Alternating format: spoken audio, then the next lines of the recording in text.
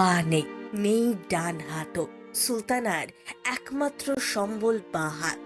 বাংলাদেশের এই ছোট মেয়েটির কত কষ্ট জানেন?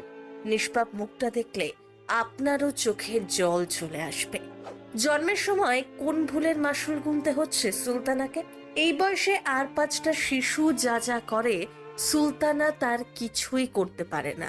কঠিন বাস্তবটা বুঝে গিয়েছে, তাই কাঁদতে ভুলে গিয়েছে সে।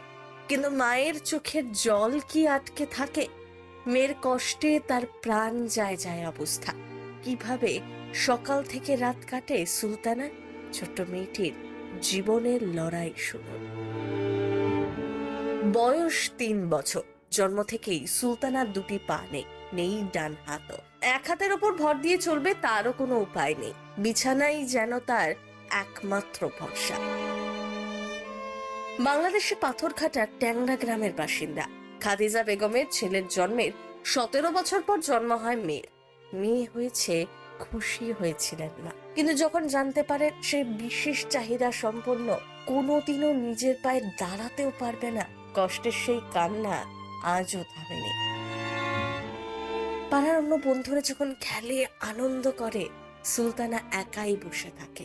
ছুটে খেলতে যাবে সেই ভাগ্য ঈশ্বর তাকে দেননি। সুলতানার বিশাল খরচের চিকিৎসার প্রয়োজন, তবে সে সুস্থ হবে। কৃত্রিম পা লাগানো প্রয়োজন। পরিবারের সেই সামর্থ্যটুকু নেই। অভাব অনটনের ঘরে জন্ম নিলেও সুলতানাকে নিয়ে মা বাবার অনেক স্বপ্ন থাকা সত্ত্বেও অভাব যেন সেই স্বপ্নকে শেষ করে দিচ্ছে তিলে তিলে। অন্যের বাড়িতে কাজ করে সংসার চালান মা, বাবা এদিকে দিনমজুর। মেয়েটার লেখাপড়া করানোর জন্য অর্থেরও প্রচুর প্রয়োজন, তাই সকলের কাছে সাহায্য প্রার্থনা করছেন সুলতানার পরিবার।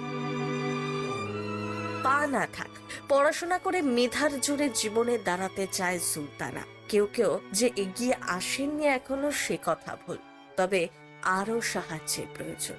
বড় হয়ে মেয়ে চাকরি করবে, সেই স্বপ্ন বুকে আঁকড়ে ধরেই বাঁচছে সুলতানার মা বাবা। না হলে সুলতানার জীবন যে থমকে যাবে। প্রথম বাংলা ব্যুরো।